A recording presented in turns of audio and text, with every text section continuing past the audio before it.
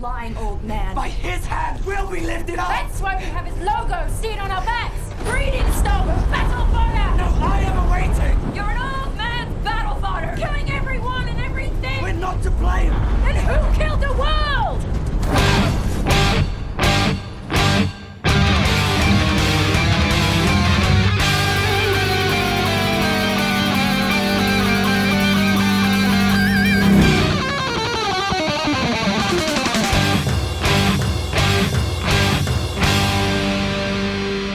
Welcome to the Mad Max Minute. Oh, thou art deceived. I would have made it short, for I was come to the whole depth of my tale, and meant indeed to occupy the argument no longer. This is Mad Max Fury Road, 1 minute at a time. I'm Rick. And I'm Julia. And today we're talking about minute 47, which begins with Max pointing out another war party, and it ends with the war rig driving deeper into the canyon. Our guests this week were just telling us something of the interesting history of the palace, the importance it played in the Mutiny of 1857. They're Tom Taylor and Pete Mummert of the Indiana Jones Minute. Hello. Hey, how's it going? Thank you for joining us once again. Oh, thank you for having us. Yeah.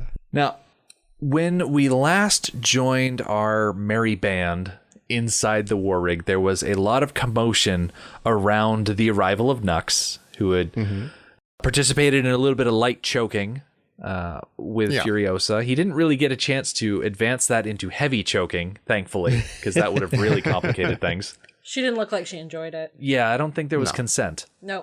No. And for doing that, he was assaulted by the wives and pulled back, although it was all self-defense. Anyway, getting into this minute, Max, who has stumbled upon this calamity, is looking at Furiosa, and he looks past her and comments, "You got more friends." Something we did not mention on Monday's Minute, this isn't the first time he's learning about the more friends. He saw them on Monday when he was filing off his mask. Oh, yeah. He was multitasking and looking around and saw the third party. Yeah. It was very subtle, and I liked it a lot. What I like about this line is that it serves double duty. To the listener, void of context, you would think, oh, he's talking about the fact that Nux is now in the war rig alongside everybody else. But looking at the minute proper and following his sightline, he's commenting not about Nux, but about the other war party. Yeah. Yeah. That's nice. I love the idea that he's talking about Nux and he's being sarcastic. Hey, you made a friend. That's nice. It's interesting that Max isn't angrier upon seeing Nux. Yeah. I'm willing to bet that Max thought that he was done with Nux, that he wouldn't have to see him again, that being strapped to the guy was bad enough, and now that he had the chain cut, he was going to leave him behind and not have to look at him again. Yeah. Yeah, now he's sitting right in front of him. It's kind of I'm surprised he's so restrained. Yeah. How come he gets a seat? I'm hanging off the side of this truck. Do you think Max actually recognized Nux, or does he just think that all war boys look alike? That's maybe. possible. Yeah. Yeah. I mean, they do all have the same painted motif and the same haircut. I mean, they go out of their way to look alike. Yeah. Although it seems like he probably got some pretty good looks at Nux. That's a good point. He did carry him through the desert for a time. Yeah. You should really look at the face of the person whose arm you're trying to gnaw off after your shotgun is misfired. Yeah. Yeah. Just to really measure the ramifications of your actions if you're going to gnaw a limb. It's the least you can do. Hey, do you guys know where bullet farmers are from? The Bullet Farm. I just like that she says that. She has to say both parts. Hey, it's the Bullet Farmers. They're coming from the Bullet Farm. I love that she felt the need to say that. Yeah. Like, it's not the first time that we've heard mention of the Bullet Farm. We had Ace during the initial chase before the buzzards showed up. He mentioned they're calling for reinforcements from Gastown and the Bullet Farm. And I don't think we necessarily needed to be said, oh, hey, it's the Bullet Farmer from the Bullet Farm. I feel like they just go together. Yeah.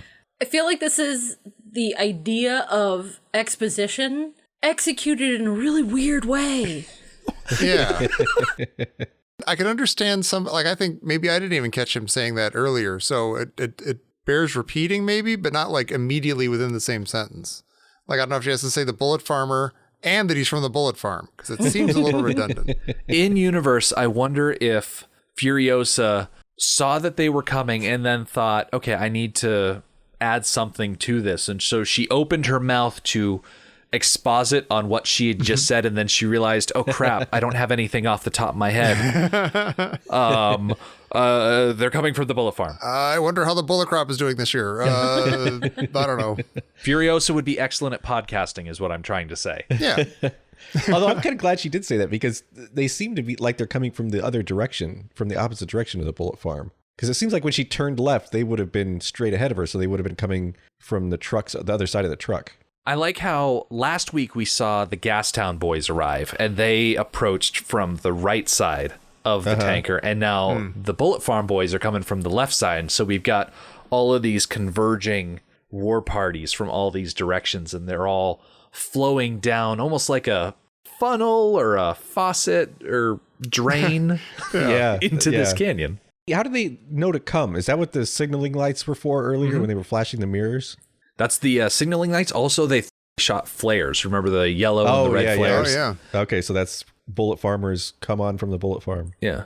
And Now, I think we supposed at the time that they were coded. Yeah, like yellow for the Bullet Farm because of sulfur, and red for Gastown because of gasoline tint. Okay. Like That's sometimes you see gasoline and it's kind of pink tinted. Yes. You know, you're mentioning these colors. I should note that when I watched this again for coming on here, I watched the black and chrome version. Oh, which I'd never seen before. Yeah. We are waiting to watch it till the end of this movie. Oh, okay. Did you It's a enjoy treat. it? It is cool. Yeah. I mean, it's, you know, Pete and I were sort of debating this because he hasn't watched it, but, you know, well, you can speak for yourself, Pete. Well, yeah, I watched maybe 5 minutes of the black and chrome version, and I think this movie is just so gorgeous with the color. Mm-hmm. And I just watched it for the first time too, so I hadn't been sitting with me for a couple years, but I think it's a crime to not watch this in such glorious wide vista color. I bet if you were watching both on a big screen in the theater, because I did see this in the theater and in color, obviously. And it was spectacular, but I wonder if like black and white in the theater would be really, really cool. Yeah. But it was good. I enjoyed it a lot. I thought it looked really great and really cool and kind of, I don't know, black and white does something. It's like you're watching a Wim Wenders movie all of a sudden. Well, I saw that Hateful Eight Roadshow where they showed the 35 millimeter black and white thing. Oh, it was really? spectacular. Yeah. Wow. So I can see why. I mean, this seems like one movie where the color is so spectacular. Yeah. It really is a beautiful movie. Yeah. Yeah. I'm very much looking forward to watching the black and chrome edition because it's going to be like when we got to the end of Thunderdome and watched that movie all in one go after we had watched it chunked out. So I'm looking forward to watching the movie all together, but also seeing it from a different angle, really letting the contrasts of light and dark pop instead of the different levels of saturation of color. Yeah. Yeah. Yeah, I can see that. Do I remember hearing sometime somewhere that there is a version with the dialogue removed? Oh, the wow. music is there, but the dialogue is removed? Huh. That might be something that like someone did on YouTube or something. Oh, Yeah, maybe. Even if someone hasn't done it, it would be pretty easy to do. Just find the soundtrack Uh-huh. and then cut all the sound out of the movie and just lay the soundtrack in its place. Would you put Yeah. in title cards like a silent movie? Ooh. Have like that old timey script, like they're coming from the Bullet Farm. With like the fancy scrolly border. Yeah, yeah. I kind of like that idea. I don't know if I'd want to break away from the traditional bottom third subtitles, though. Yeah. I've gotten so used to reading that way. Yeah. I don't know. Maybe I would be cool with that if there was someone on a single piano doing all of the soundtracking. Yeah, exactly. Slightly out of tune piano. When we were talking to the kids from Fantastic Mr. Fox Minute, Tyler brought up the old movie The General with Buster Keaton. And that is the exact sort of movie where you'd have the thing playing and then someone on a piano playing the soundtrack. The whole idea of chasing everybody one way and then turning around and chasing everybody back the same way. But that would just be one more step in his direction as far as that's concerned. I like that connection with this in the general. Like now, that's one of my favorite movies. So I can suddenly now I can't think of this without thinking of the general. I want to see a lot more gags from Max and the guns and stuff. So with Furiosa calling out that the bullet farmer from the bullet farm is coming from the bullet farm to here, Nux leans over and says, yeah, it's over. You can't defy him. And the dag from behind Nux is, oh, watch us, mate. And it's Furiosa who spits at Nux, and then Nux in retaliation spits back at Furiosa. Yeah. And all I can think of is, children, can we please stop spitting on each other? I will turn this car around. He also seems really hurt. He seems like, hey, you spit at me. Yeah. What's the matter with you? Yeah. All I did was try to choke you with a chain. I imagine in the Mad Max world that moisture is precious. Maybe not as much as on Dune, considering how much water was being wasted a couple of weeks ago. Mm-hmm. But it's probably pretty insulting for someone to expel water from their mouth at you. Yeah. Well, you must really hate me. You just wasted all that water. Although to be fair, in a world where moisture is precious, it seems like kind of a bad idea to cover all your pores with powder. Mm-hmm. Yeah, that's true. Well, they're dying anyways. That's what true. Does it make? He's a comic crazy war boy at the end of his half-life. Yeah. That's right. What does he mean when he says he's the one who grabbed the sun? So this is something that we heard back during the Toxic Storm. The idea of being the one who grabbed the sun. And he was talking about himself at the time, but here he's talking about Immortan Joe. And when we were discussing it at the time, there was a folklore connection to it, right, Julia? There was, and I actually had to re-look it up because I couldn't remember what we talked about. Because once I say it on microphone, then it's gone from my head. So I looked it up again. There is, in Norse mythology, in the signs of the times for Ragnarok, the events that need to happen that precipitate it, there's a wolf named Skull, which means one who mocks, that eats the sun. Mm-hmm. And that's part of Ragnarok starting up. So it also brings in this idea of killing the world that Angharad references later on in this minute. Mm-hmm. And yeah, this is the second time that he has conjured up that imagery. Yeah. The idea of taking pride in having the power to end the world. Yeah. Yeah.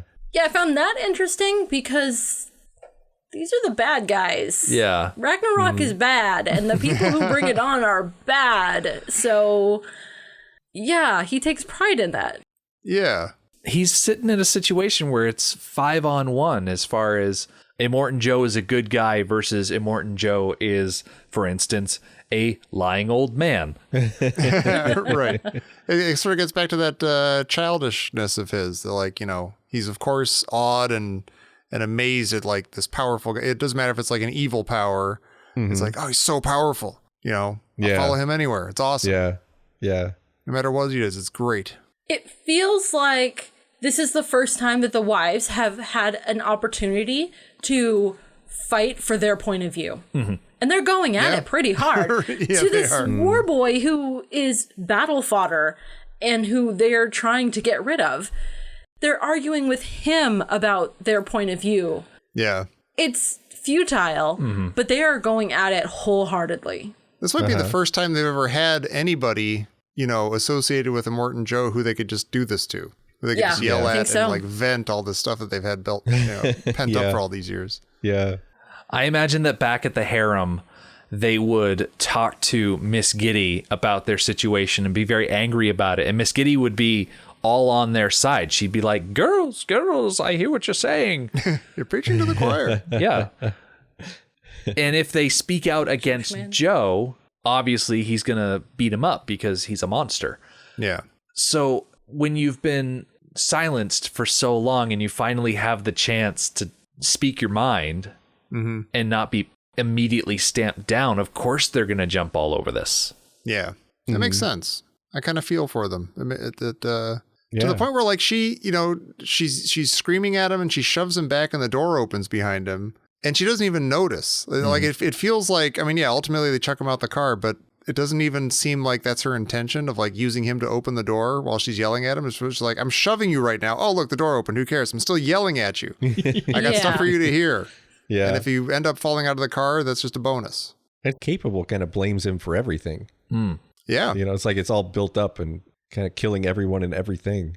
Nux is certainly symbolic for them of the whole thing. Yeah. Of Joe, of this cult, of all the war boys. That's a heavy burden to put on Nux. Yeah. Yeah, I kind of feel like he has a point when he says he's not to blame. Or I don't know if he has a point when he says we're not to blame, but when he says, if he's saying he's not to blame, I kind of think he has a point. I mean, he was too young to have been the guy, the cause of the, you know, what they're all suffering through right now. I found that line a little bit odd. Me too. Yeah. Not really sure where it came from. We're not to blame for what? Yeah. It's not really a response to anything that was just said. The line before it is killing everyone and everything. Yeah. But they're war boys. That's what they do. So they are to blame. Yeah. His response should be, yeah. Yeah, that's what I do. I'm a war boy. Yeah. So that kind of leads me to believe that he understands that they are talking about higher concepts about, you know, the worth of human beings and freedom is what they're really talking about. Yeah. And he kind of seems to understand that. Yeah, which is really interesting. It's cool that he, like, with all, everything they're spitting at him right now, he's sort of getting like, oh, they're blaming, not literally blaming me, but they're, you know, they're angry at people like me for the state of the world. Like he puts that together, and you wouldn't really expect that from him necessarily. So it's kind of like a neat, quick insight into him. Yeah, he's really digging his heels in. They're talking about how Joe has fooled the war boys and that he's a lying old man, and Nux is sticking to his rhetoric, saying things like, by his hand will be lifted up. And they're like, no, you're just battle fodder. And he's like, no, I'm awaited in Valhalla. I'm more important than you're making it sound like I am. And they're like, no, that's just a pipe dream that you've been fed. Yeah. That's your girlfriend in Canada. Yeah. And it just so happens that the pipe dream that Joe's been feeding them are coming from 3 giant pipes in the side of the Citadel. It just works on multiple levels. It does. Nux is, I think, ultimately incredibly precocious because he, like, to be raised from birth in this, like, extremely persuasive cult and to be able to transform himself, I think, is pretty extraordinary. Like, I think the fact that he's listening, like, he's arguing back, but at the same time, you can tell he's listening here. And I think that's something really fascinating about him. Yeah, he's making connections besides just being yelled at and yelling back at them. Yeah. Yeah, like he's even thinking about some of this stuff anyway. Yeah. I'm willing to bet that he's never seriously thought about it in this way before because no one's ever challenged him on it. Yeah. He's only been surrounded by guys who think exactly the same way he does. Exactly. Yeah. And he got his ideas from those guys. Yeah. So yeah, it's there's not a lot of room or need for debate at any time. And he may have known about the wives, known of their existence, but did he really understand what they were and how they were being treated? Yeah. Probably not. And even if he did, I mean, growing up that way, it may have just seemed normal and fine. Like if everyone was acting as though it was normal and fine, which they kind of were, that's just his reality. He's like, oh, this is what Joe does. He's got these wives. This is how he treats them. I guess that's how the world works. Okay. This might be a good time to bring up something I haven't mentioned before. In the Mad Max prequel comic, they outline Nux's backstory. Oh, wow. Nux was born out in the wasteland, and his mother brought him to the Citadel, and she wanted to bring him to the Great Elevator so that he could be a war boy, but she was so sickly that she wasn't able to get him there, and so Nux just kind of toddled his way over to the elevator, and he grabbed onto the edge of it as it was lifting up. And usually the guards on the elevator will knock people off, but because there was this toddler hanging to the side of the elevator, they let him hang there. And so the entire ride up, the entire height of the elevator, Nux was just hanging there with this goofy little toddler look on his face. And just before the elevator got to the floor, which would have like cut his tiny toddler hand off, the guards grabbed him and picked him up. Wow. Huh. So he had that tenacity from essentially birth. Yeah. And so he was the perfect style of kid to be brought into the cult. Yeah. Yeah. As a war pup. As a war pup. Just like that word. It's cute. It's adorable. Who's a good I know its connotations are horrific. It's just a cute word. You say war pup and it just gives you visions of like tiny puppies wearing little camo helmets and tiny little dog jackets. Oh. Tiny little dog tags. Yep. Tiny little squeak toy M16s. Oh. They're just chewing on.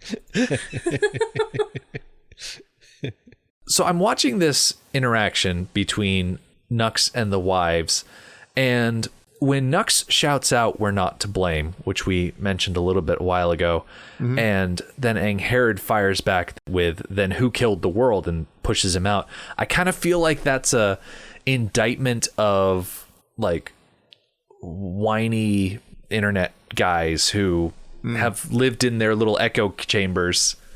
Like, oh, the Marvel movies are supposed to be this way, and you can't change them at all. Right. Women are supposed to have this role on the planet Earth, and you're acting all weird about it now. Yeah. I don't understand this. And when I encounter people like that, I kind of wish I could push them out of a truck like this. Yeah. But from farther than he falls, because it is a weird, it's almost a cheat a little bit. When you see from the point of view of inside the cab and he's falling, it looks like a much farther fall than it ends up being. Like in the next shot, you see it's like, oh, he's just hitting this bank of sand. It's very right there. soft sand bank. Yeah. Yeah. Yeah, I love that change in perception from inside. It's very dreamlike the way he falls. Yeah, he does a flip. He does like a complete flip. Yeah. And especially the visuals of the bit of scarf that he's holding on to still. Yeah. Yeah. It might have something to do with they don't want to kill him, but they're shoving him out of a moving car or truck. And so maybe from their point of view, oh my gosh, that guy's falling really far. I hope we didn't kill him. Soft Sand has done a lot for this series of movies. Yeah. There's nothing you can't solve. You could argue that Max would not have gotten beyond Thunderdome if there hadn't been soft sand for him to fall into at the beginning of the movie and at the end when he jumped off of the truck before it hit Iron Bar. Yeah. There are multiple times in this movie where soft sand has broken his fall. So thank goodness for soft sand, I guess. Yeah. Well, I guess so, but speaking of Thunderdome, there are 2 times off the top of my head where sand was also the problem. The quicksand and then the pile of sand at the end of the train tracks. All right. Well, sand giveth and sand taketh away. Sand cannot be all things to all people. All things in moderation. Unless you're a fan of glass, in which case you can pretty much make sand into whatever you want as long as you glass it correctly. I don't know. I don't know what the phrasing is. Yeah, glass it correctly. I don't know. Keep it classy.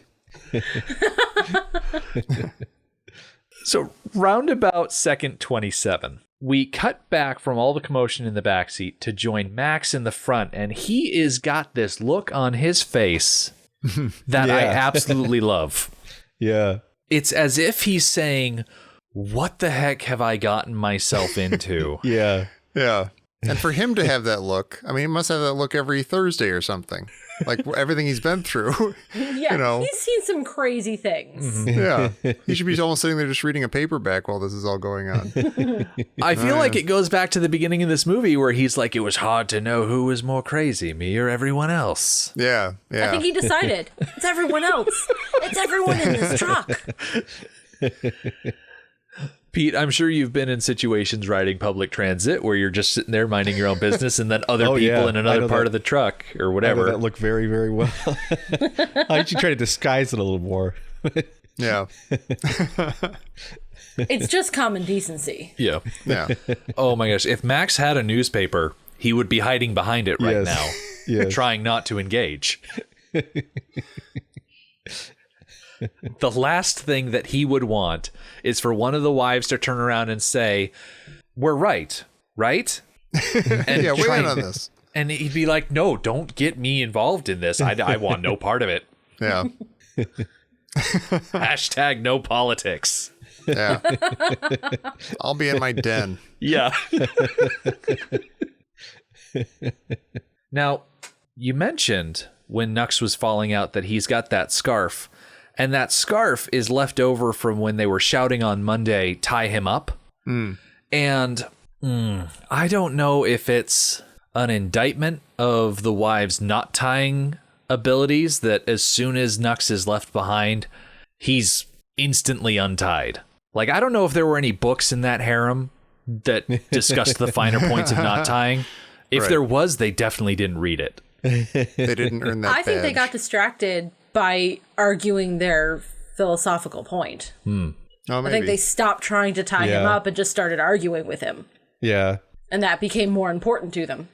Which is honestly fine because they defeated him. Yeah. Yeah. Yeah. That was his plan all along. He really wasn't going to do any more damage. Pinned down the way he was. Now, with Nux left behind like this, he has the war rig disappearing behind him and he pops right up and he starts running towards the war party. And I can only guess that he's doing that because he realizes that the war rig is at speed, so he'll never catch it. And it's a lot easier to run towards something coming your way than vice versa. Makes sense. And he's also gained intelligence. That's true. Yeah. He knows exactly who is in the cab, what condition they're in, that they're all okay Yeah. and safe. He now knows that Max is working with them. That's information that needs to be relayed back to Joe. I have to say, though, as a middle-aged man, like imagining popping up like that out of the sand and immediately taking off running just seems like nope. I would just lie there for a good 10, 15 minutes. With Just one boot. Yeah. The idea of just sitting there in the sand and recovering for a little bit just sounds so appetizing. Yeah.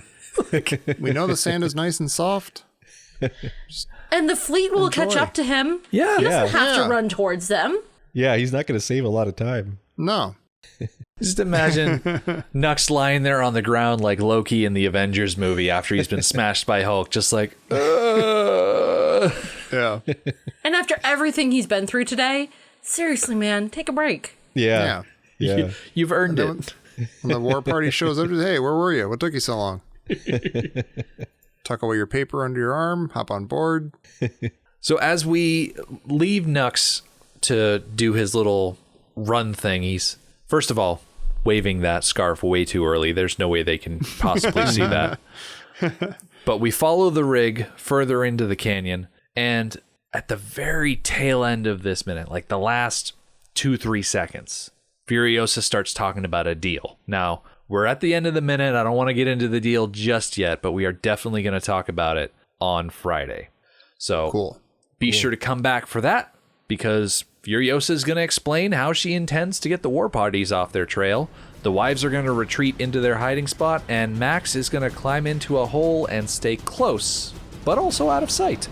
The Mad Max Minute podcast is a fan project by Rick and Julia Ingham. The Mad Max franchise was created by George Miller and Byron Kennedy, is presented by Kennedy Miller Mitchell Productions, and distributed by Warner Brothers. Mad Max Minute is produced and edited by Rick Ingham. Our opening music is Verdi's Dies Irae by Daniel Bautista of danielbautista.com. Our home on the internet is madmaxminute.com. You can follow us on Twitter at madmaxminute, like us on Facebook by searching for Mad Max Minute, and join our Facebook listener group, Mad Max Minute Beyond Microphone. If you'd like to support the podcast, visit madmaxminute.com, where you can see what's in our TeePublic store, join our Patreon, or even donate to the show to help us keep the tanks full. Thank you for joining us for minute 47 of Fury Road. See you next time.